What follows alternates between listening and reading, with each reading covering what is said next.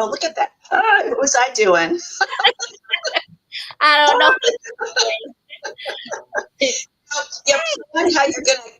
You plan how you're gonna go on and you're gonna be all cool and awesome, and I go, hi. You can tell everybody it's how you're from a J&J because we were so organized and everything, and No. yeah. Hey, So I jam every time. Every time the commercial, I'm always jamming. I'm like pretending to be the drummer and everything else. So I'm like, I'm out of this world. She's already rocking. Well, it is Friday. Yes. It's time for having fun with J&J. We have an amazing woman with us today. She is a crafter, but she's a crafter of a different kind. And you know, we have people on our show that are extraordinary, that are different, that do things that other people just don't do. And so I actually didn't say it right on my slide, and I have to apologize. She's a legend crafter. And what she does is she tells people stories for them. She writes, helps people. She writes herself, but she helps people tell their story. And that is so important as an author. I know how hard it is to write stories and to bring them so that people will love them and want to read them. But she's being the voice for other people. It's Francine Brevetti. She is a San Francisco native, and we are going to have a great conversation with her. Jeanette? Hey. So, thank you so much. Hi, Francine. This is wonderful. Thank you. I'm thrilled to be here. Oh, thank you. We wanted to know, thank you for being with us today on the show. I was so interested when I found out what you did and everything. And at first, I have to be honest, I said, what's a ghostwriter? I really didn't know. And Jenny educated me on it. And I went, oh, man, that's pretty cool. So you trying to tell me I didn't have to write my 17 books? You could have wrote it for me, So it was 17 books of my whole life, So I was like, man, that's pretty cool. So just in the beginning, how did you come up with this? Like, what fascinated you that you had to do this, or how'd you start? I was a journalist for many years. I was a journalist covering business for newspapers. And one of the last people I interviewed for the Oakland Tribune asked me after the article came out if I would help him write his story. And around the same time as that happened, I left the Oakland Tribune and began freelancing, helping entrepreneurs and regular people like you and me write their story, whether it's a story about their business or their life or their family's history, their philosophy, their art, anything that's nonfiction. I help people articulate their story and I write it for them. Oh, okay. So it's like when you see movies that say based on a true story, that's where they're getting it from then, right? The books of their life, I guess, of something dramatic that happened, or are you doing it as a biography? That's 3 questions in one. Okay. That's how my mind works. And so far as the movies are concerned, I don't know how they do their research. I'm sure every movie is different. Right. Okay. You can be sure that most celebrities who create an autobiography have done it with a ghostwriter. Yes. Sure. That means actors, politicians, athletes, they use ghostwriters because they don't have the time to do it themselves and they may not have the skill either. So so that's how it happens. And I advertise on social media and I look for people who want to tell their story. I also edit. I edit fiction as well as nonfiction. I've just finished editing a man's book that was a fantasy. But I much prefer ghostwriting people because I find that I'm a really nosy and I help people articulate or tease out memories that they don't remember they remembered or didn't want to tell anybody. So it's like that. It's fun. So do you work off of, as a writer, especially if you're writing about yourself, one of the hardest things to do is to, it's a very, it's a very intimate type of thing. So Yes. you can talk about certain things, but other things you just really don't want to talk about, or it's, it's something that you're actually maybe have not told anybody. So does it take you a while, like to start out and do the basic, and then as you get to know them, they open up a little bit? You have to establish trust. Okay. You have to establish trust. If there's no trust, and there's no sense working with each other, right? And Really. do you tape or do you take notes? Do you record? I record, and I turn that into a Word document. And after I assemble several interviews, and I start structuring How they want.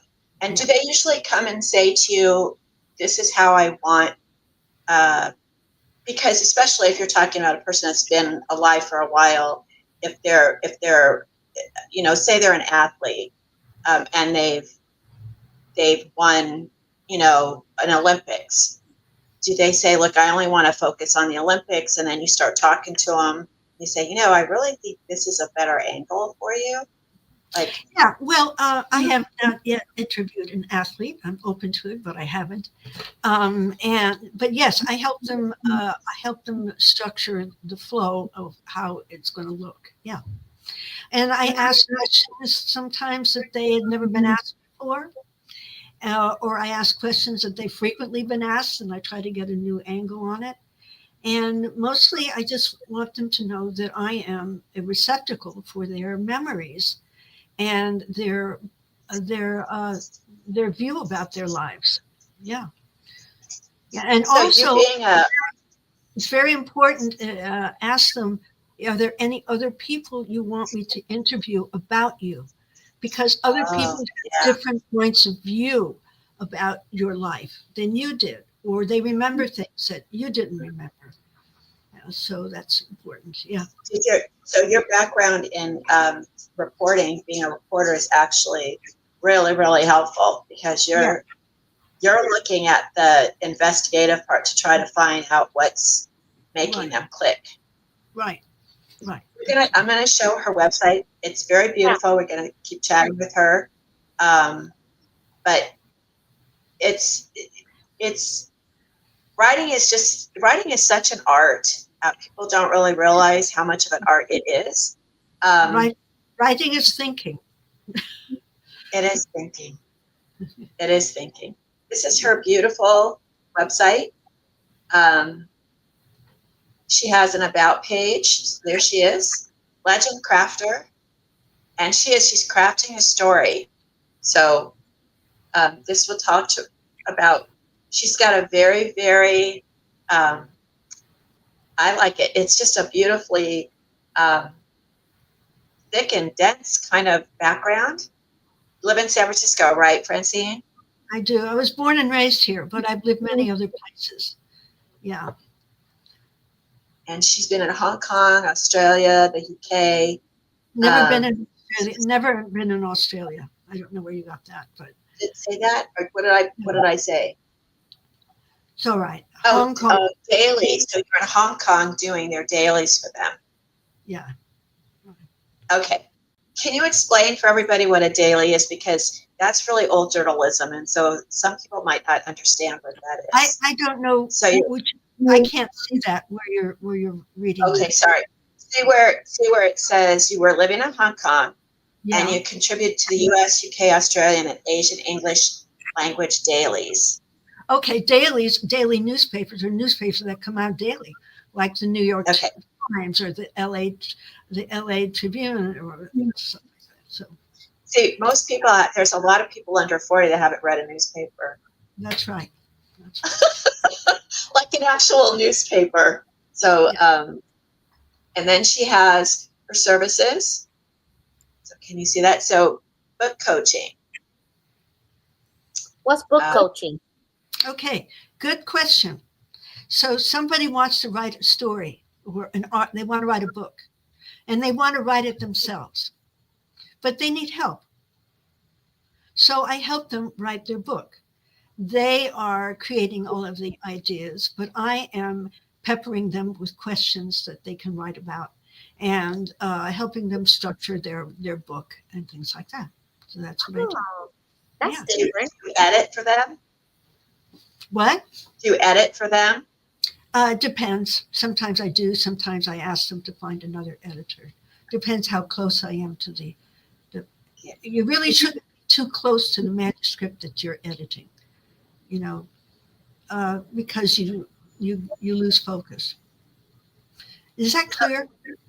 You know what? Explain that a little bit, because a lot of people, I work with a lot of authors that are publishing through the indie version, and I get these questions all the time. I have edited books. I don't like to. I don't think I'm that savvy enough, and I tend to be a very lackadaisical editor. I don't like to change people's um, what they're saying. I think it's kind of important that they say what they say. So I'm not that kind of where I start, you know, marking things off, but explain that a little bit, and I can, that way, if there's authors out there, they'll have a little clue. So if I've helped somebody write a book, I've coached them to write a book, I'm very involved in the process. I may lose my objectivity when it comes to editing it. I have to decide whether I'm the right person to edit it or not. Because the editor should have complete objectivity. Like this book that I've just finished editing. It's a spiritual fantasy. Never in my life would I write a spiritual fantasy. I'm a nonfiction person, but I can edit it because it's really foreign to me, and I can be objective about it. So you're just going to the nuts and bolts of grammar, spelling, how things are phrased, and how things are organized, how it flows, and how it flows. Yes. Right. Yeah. Okay, that makes total sense. Right. And so do you have, what about igniting your writing class? Oh, yes. About once a year, I give a Zoom course about how to start writing. It used to be how to write your life story, but I've expanded it to how to start writing anything, because a lot of people want to write something. It isn't necessarily their life story, but they don't know how to start.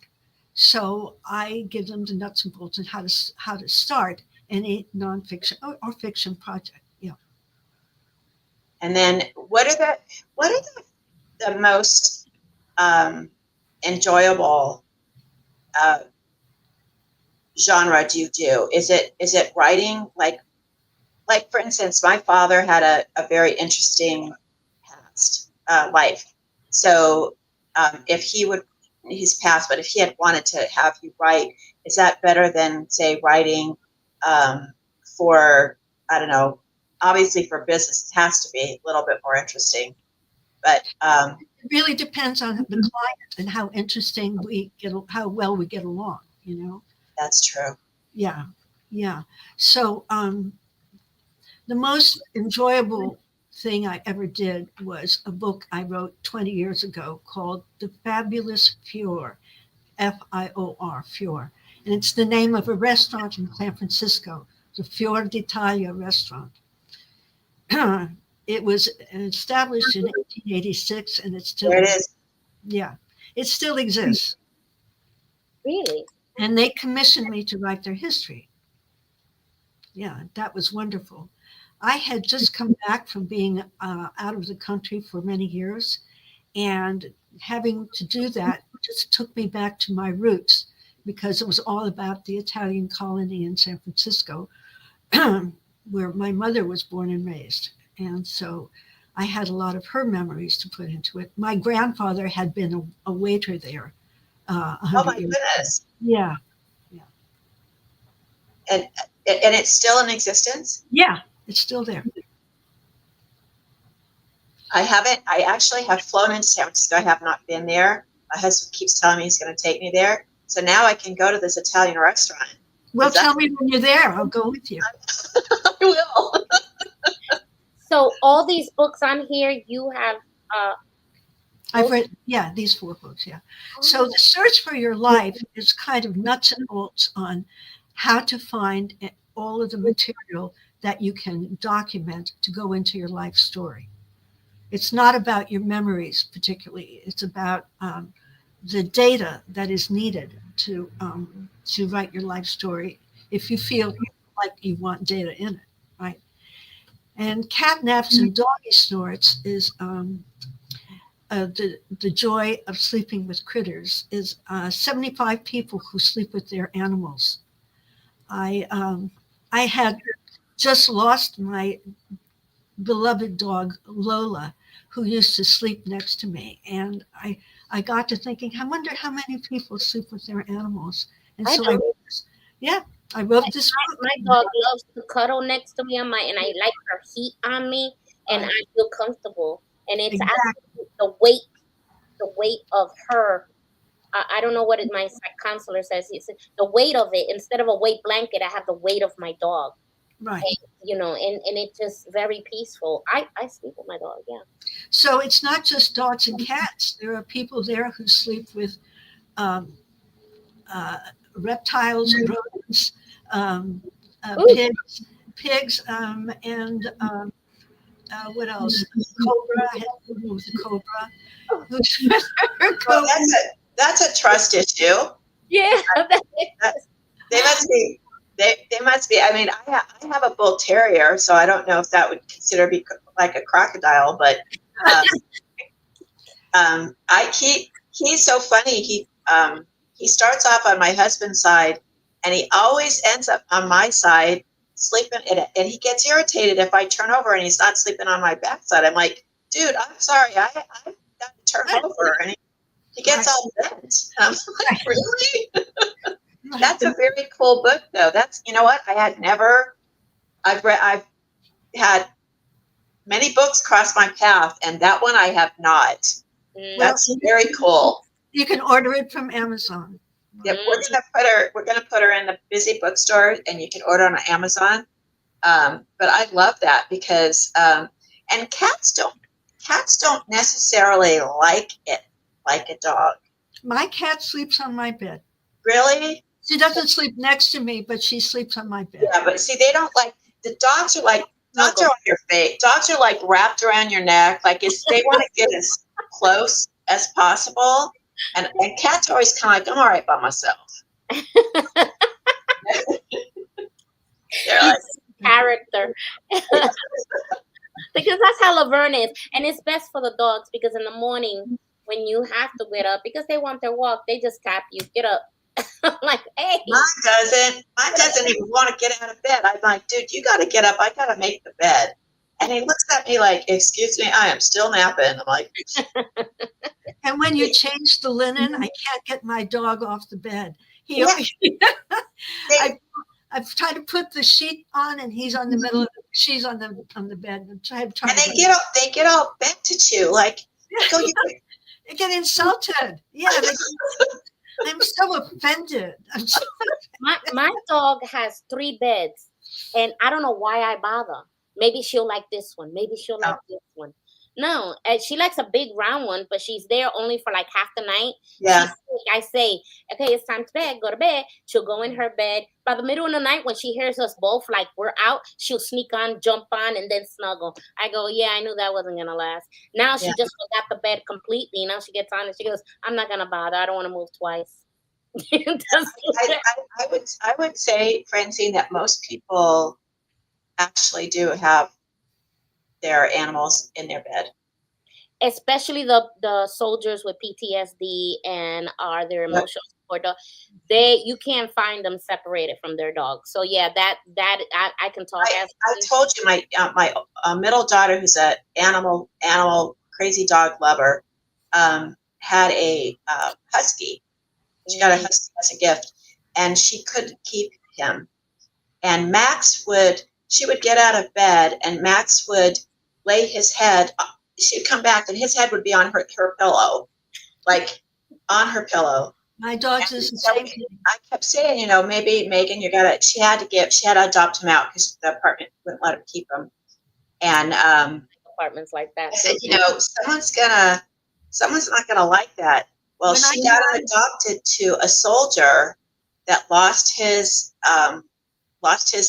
dog, and he fit in perfectly because that's exactly what he needed. He needed a dog that was in his bed that could alert him, and he went from an apartment in San Diego, 1-bedroom apartment, to a ranch in Texas, and he is running crazy, and he's like the happiest husky in the world. But she actually trained him. She didn't even know it, but she trained him, and he worked out for this soldier that needed a new dog. That's a nice story. That's a nice story. Yeah. Okay, we got some comments. Let me see. I'm always with my service dog. That was a viewer. They wrote. They said nope on the snake. And but this person, they said, I'm always with my service dog. She doesn't let it go for nothing. Well, if you get the book, you'll see it's a very funny story about the snake. Because I asked her, well, what do you do if you have company over? Oh, yes. Is it protective?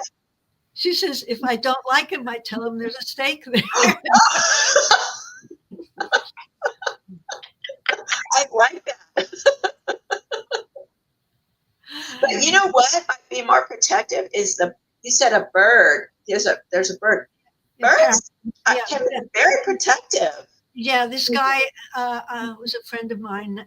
He had a parrot named Cowboy, and Cowboy would sleep on the next to him on the pillow. Yeah. Isn't that funny? Yeah, that's funny. Well, the last book is Boost Your Business with a Book. Yeah. So because I was a business reporter, I've known a lot of business owners and entrepreneurs and CEOs, and a lot of them want to write a book for their marketing purposes. And so this is kind of a primer on how to write a book, how to write about your business. Yeah. See, I would have a harder time writing that. I used to write things for HR, pamphlets and stuff like that. When we used to have every company had to have their own, business bylaws and how each section worked in the company. And I used to do those writings, and I was like, oh my gosh, can't do it. I'd want to put too much flair in it. I'd be putting too many adjectives going on in there. But I think that's very helpful because it's really hard to put your business in a nutshell. I think it helps if it helps me if I'm interviewing a solo entrepreneur or a business owner or something like that to take it back to their personal life story, because frequently people start their businesses from some personal need or personal event. Yep, that's what we did. Yeah, that's all I had to say was say yes, and she got me. She didn't know what she was getting, though. She didn't know what she was getting until she met me, and then she goes, "Oh, I'm stuck with you now." We're married, girl. You can't leave. You're my business wife for sure. We got it on paper with business, so I can't say no. Francine, with entrepreneurs especially, and we work with crafters, small businesses. They start their business out of their love for their craft. That's right. And a lot of them don't like to refer it as a business because then it feels too confining and too stressful for them. They call it a hobby. It's a better notion for them, but we're trying to get across to them that you got to look at it as a business because you want to be able to share your goods and services with other people, and you want them to take you seriously. If you put your expenses on your tax form, then it's a business. Yeah, but then I have people that don't do that. They don't consider, they're a young mother making candles. They take their kids to Michael's and they get their raw materials and they use their own checkbook, their own money out of their, their food money or whatever. What I used to do it out of my food money and go home and make it. And then when they get to their taxes, they don't deduct any of that. They don't consider themselves a business. Right. That's too bad. That's what Jeanette and I are trying to get them to start thinking that way. So this is a great idea for people. Even if you think it's maybe more than you are, you always want to do more than you are, because that's how you aspire to get better. That's right. So, read something that, and I'm sure there's a ton of things that you can pick up, little nuggets, secret sauce that you can get up from a book like this if you're brand new, right? Yeah, it's As funny. When I was thinking of writing that book, I was also thinking of writing cat naps and doggy snorts, and I couldn't decide which to do first. And I decided I would have to do the one that had the most energy for me and the most fun. So I did the dog book for it first. I did See, It's gonna be fun. Anything with dogs is fun. I love it. I know. And, well, you know what? We just always want to do the fun stuff first, and I know. I know there are some people out there that think invoicing is like a fun thing to do, but I don't. I don't either. So Jeanette's like over there. So this is your speaking. So you do speak. Yeah, You do give I have teaching to seminars. Or just, I give talks on how to write your life story or how to start a book. Yeah. So people can hire you to go speak at a conference. Yes. Okay. Right. Okay. That's good to know. That they need to know that, so they can, in case they don't, let's say they see the video and they're like, oh, she writes the books, but what else she does? So this is good that you do these conferences. Maybe Right. they have a set of employees. Maybe it's Barnes and Noble wanting to have a conference, and they can have you of these writers that want to write their stories. So it's really interesting where you can go with this. And have you traveled a lot with conferences doing this? No, I have never spoken at a conference. All of my speaking have been in the Bay Area. Yeah. Oh, okay. Okay. Well, so have you ever taken more than one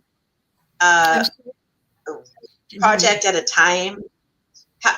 Have you taken more than one project at a time, or do you have to do them separately?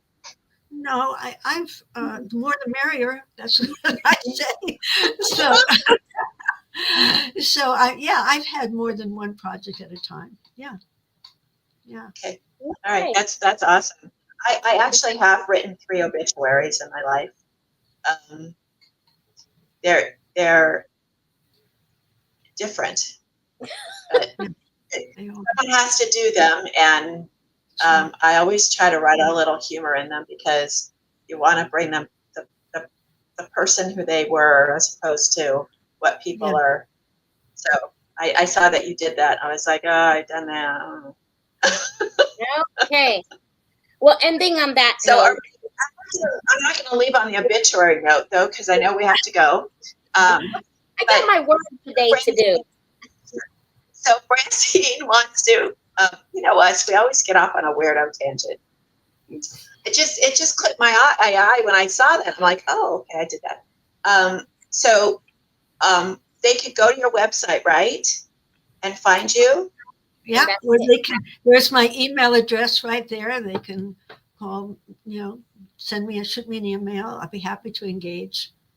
Yeah, and also I'd be happy to give you like a half-hour free strategy session if you want to talk about a project you have in mind. Yeah, that's awesome. Mm-hmm. Okay, that's awesome. I think people should take her up on that. Even if you're a writer, if you're starting to write, it's really good to get some helpful. Some of the people online are not that helpful with writers. Can I just tell you? And this wonderful woman has been a ton of experience, different genres. She's got a lot to give, a lot to share. So take a half hour and see if she can help you with your project, because it's really important. People, please write. We want books. We want to read. We want to read real stories. And don't let the big houses of books control what you read. You got to read everything. Well, on that note, I'm going to go ahead and say it's going to move you over. Yeah. Anyway, because it has to be with being known. It's funny how we walk, you're writing stories about people and being known. And it says you are known and understood. And this is coming from the book of Psalms 139, the famous Psalms 139. For you created my inmost being, you knit me together. in my mother's womb. I praise you because I'm fearfully and wonderfully made. Your works are wonderful. I know that full well. Okay. And it says, who aside from God knows you best? You, right?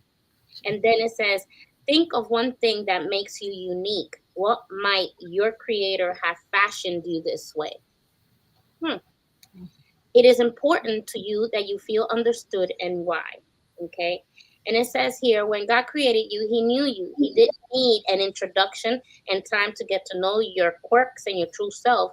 From the moment his artist brushed sculpture hands and creative mastery formed you, he knew you at the most intimate level. The fact is beautiful and frightening all at once. On the other hand, we spend so much time creating and wearing masks, conforming to the people and situations around us in order to fit in, to be accepted, and to feel normal. That is a mystery whether we even know ourselves. Start today by removing your mask.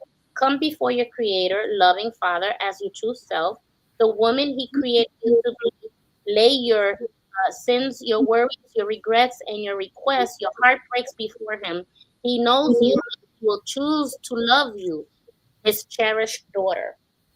Okay. So that is really important because when people write their stories, they're writing from their heart on what everything happened in their life, right? So they want to make sure that whoever they create, even a ghostwriter like Francine, they want to make sure they show their heart in their writing. And that's a good way to have a ghostwriter in your life. I never planned what I'm about to read, but it matched perfectly with That was very appropriate. Yeah. Yes, so this is it's beautiful the way, it happens. It happens all the time on our show that I just get a reading with whatever, whomever is on the show. But this is perfectly written because I feel that we all have a unique story. And that unique story sometimes can be a lesson for someone else. Because when we have a story and we want to share that, like for instance, I'm gonna be writing boots on the ground. You ever seen the traveling pants, right? Well, I want to do the traveling boots because we women we have the The travel. military. Yep. Yeah, military. So we have a story to tell, and slowly and surely, military women are speaking out. So I have a friend, Jane, that she came up with the traveling boots, and she's waiting for everybody's little story because it's not like a big book of yourself, but it's a book about all the military women in service who happen to serve and have a story to tell what they went through and what inspired them to do things and how they survived it. And that's going to be a very excellent book. So I think this is very good. Yeah. So that's the word for today. Yay. Okay. Thank you. All right. Thank you very much. Well, Francine, we hope that we will speak again. I'm going to put your books on the Busy Bookstore. It's really important. We're so glad to have you. Remember, people, crafting comes in all different forms. It's all from our creative spirit. It's all from what we have inside. Mhm. And it's really important for you to get your story out. And the story, not the story that someone else tells you about. Right. Tells about you. It's about the story that you have. So, want to say anything else before we close for the day, hon? I'm so appreciative. Thank you. I had a lovely time with you two ladies. Thank you. Thank you. Thank you so much, Francine. Okay, Jenny, Yes. the green, I have to tell her. Okay, you're going to do the creative society. They're all in order in the bottom. And Yeah, then wait. closing. Okay? Start Wait. with I don't Francine, understand. she tells me because I forget. I got to Yeah. push the You button. don't have to worry, Francine. You're good to Push go. the wrong button. So don't worry. So what am I doing? I'm doing the green. The green, the red, the spark up, and your close. Oh, okay. So before we go, people, we have I'm not going to call them affiliates. I'm going to call them friends of ours that we have met in our year. Oh, it's our year anniversary. Happy anniversary. We've been together a year, and so far we're still, we haven't had really one fight yet. That's good. And we've met some businesses along the way that help small businesses, crafters, entrepreneurs. And so we're going to start giving them a little bit of a shout out. That's what our commercials are. So You can also find them on our website now, our Facebook page, and they're great for networking. We've got an online, I guess it's a online marketing, and we have a e-market store. E-market, and we haven't put up a legacy music, which Francine, you might want to join him. We'll send it to you later. It's a music platform, but see, my head's starting to think. He has a community that you can join for free, and there are musicians and artists, all those kind of good people, and they may want you to write their story. So we'll send you all the information so you can hook up with them. I just didn't think about that. She's always thinking. That's nothing new. But that would be a great match for you because a lot of them do want to write their story, Right. and they're musicians and they won't do it. So we'll get that too. So here we go. We're gonna start with our commercial. Go to Society, Spark Up Biz, and stay tuned after because Jeanette and I are gonna do the news, crafting news coming up next. Bye, everybody. Bye, Francine. Bye.